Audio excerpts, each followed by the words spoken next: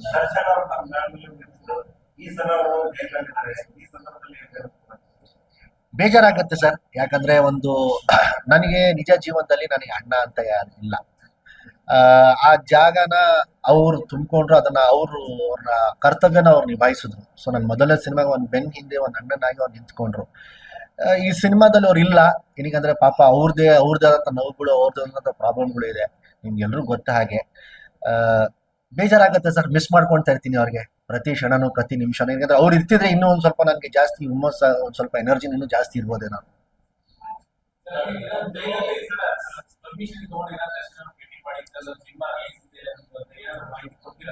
Sir ಇಲ್ಲಿವರೆಗೂ ನಾನು ಹೋಗಿರ್ಲಿಲ್ಲ sir. ಖಂಡಿತ ಹೋಗ್ತೀನಿ ಸರ್.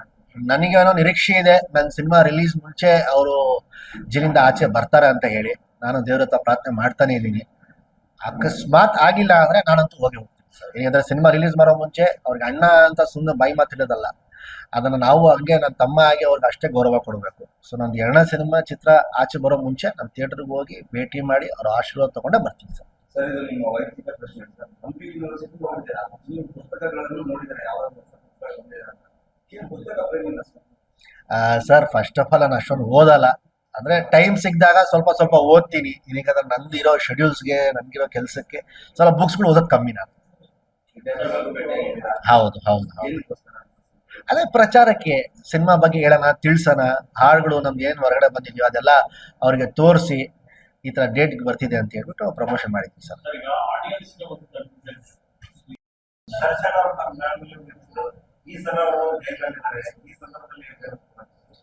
ಬೇಜಾರಾಗುತ್ತೆ ಸರ್. ಯಾಕಂದ್ರೆ ಒಂದು ನನಗೆ ನಿಜ ಜೀವನದಲ್ಲಿ ನನಗೆ ಅಣ್ಣ ಅಂತ ಯಾರು ಇಲ್ಲ. ಆ ಜಾಗನ ಅವ್ರು ತುಂಬಿಕೊಂಡ್ರು, ಅದನ್ನ ಅವ್ರನ್ನ ಕರ್ತವ್ಯನ ಅವ್ರು ನಿಭಾಯಿಸಿದ್ರು. ಸೊ ನನ್ನ ಮೊದಲನೇ ಸಿನಿಮಾಗೆ ಒಂದು ಬೆನ್ ಹಿಂದೆ ಒಂದು ಅಣ್ಣನಾಗಿ ಅವ್ರು ನಿಂತ್ಕೊಂಡ್ರು. ಈ ಸಿನಿಮಾದಲ್ಲಿ ಅವ್ರು ಇಲ್ಲ. ಏನಕ್ಕಂದ್ರೆ ಪಾಪ ಅವ್ರದ್ದಾದಂಥ ನೋವುಗಳು, ಅವ್ರದ್ದಾದಂಥ ಪ್ರಾಬ್ಲಮ್ಗಳು ಇದೆ. ನಿಮ್ಗೆಲ್ರೂ ಗೊತ್ತ ಹಾಗೆ. ಆ, ಬೇಜಾರಾಗುತ್ತೆ ಸರ್. ಮಿಸ್ ಮಾಡ್ಕೊಳ್ತಾ ಇರ್ತೀನಿ ಅವ್ರಿಗೆ ಪ್ರತಿ ಕ್ಷಣನೂ, ಪ್ರತಿ ನಿಮಿಷನೂ. ಯಾಕಂದ್ರೆ ಅವ್ರು ಇರ್ತಿದ್ರೆ ಇನ್ನೂ ಒಂದು ಸ್ವಲ್ಪ ನನಗೆ ಜಾಸ್ತಿ ಹುಮ್ಮಸ್ಸ, ಒಂದು ಸ್ವಲ್ಪ ಎನರ್ಜಿ ಇನ್ನೂ ಜಾಸ್ತಿ ಇರ್ಬೋದೇ ನಾನು.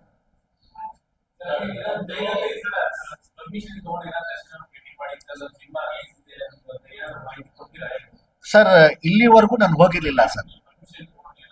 ಖಂಡಿತ ಹೋಗ್ತೀನಿ ಸರ್. ನನಗೇನೋ ನಿರೀಕ್ಷೆ ಇದೆ, ನನ್ನ ಸಿನಿಮಾ ರಿಲೀಸ್ ಮುಂಚೆ ಅವರು ಜೈಲಿಂದ ಆಚೆ ಬರ್ತಾರೆ ಅಂತ ಹೇಳಿ. ನಾನು ದೇವ್ರ ಹತ್ರ ಪ್ರಾರ್ಥನೆ ಮಾಡ್ತಾನೆ ಇದ್ದೀನಿ. ಅಕಸ್ಮಾತ್ ಆಗಿಲ್ಲ ಅಂದ್ರೆ ನಾನಂತೂ ಹೋಗಿ ಹೋಗ್ತೀನಿ ಸರ್. ಯಾಕಂದ್ರೆ ಸಿನಿಮಾ ರಿಲೀಸ್ ಮಾಡೋ ಮುಂಚೆ ಅವ್ರಿಗೆ ಅಣ್ಣ ಅಂತ ಸುಮ್ಮನೆ ಬಾಯಿ ಮಾತಿಡೋದಲ್ಲ, ಅದನ್ನ ನಾವು ಹಂಗೆ ನನ್ನ ತಮ್ಮ ಆಗಿ ಅವ್ರಿಗೆ ಅಷ್ಟೇ ಗೌರವ ಕೊಡಬೇಕು. ಸೊ ನಂದು ಎರಡನೇ ಸಿನಿಮಾ ಚಿತ್ರ ಆಚೆ ಬರೋ ಮುಂಚೆ ನಾನು ಥಿಯೇಟರ್ಗೆ ಹೋಗಿ ಭೇಟಿ ಮಾಡಿ ಅವ್ರ ಆಶೀರ್ವಾದ ತಗೊಂಡೇ ಬರ್ತೀನಿ ಸರ್. ಸರ್, ಇದು ನಿಮ್ಮ ವೈಯಕ್ತಿಕ ಪ್ರಶ್ನೆ ಸರ್. ಹಂಪಿ ಯೂನಿವರ್ಸಿಟಿ ಹೋಗಿದ್ದೀರಾ? ನೀವು ಪುಸ್ತಕಗಳನ್ನು ನೋಡಿದ್ರೆ ಯಾವ ಪುಸ್ತಕ ಪ್ರೇಮಿಲ್ಲ ಸರ್?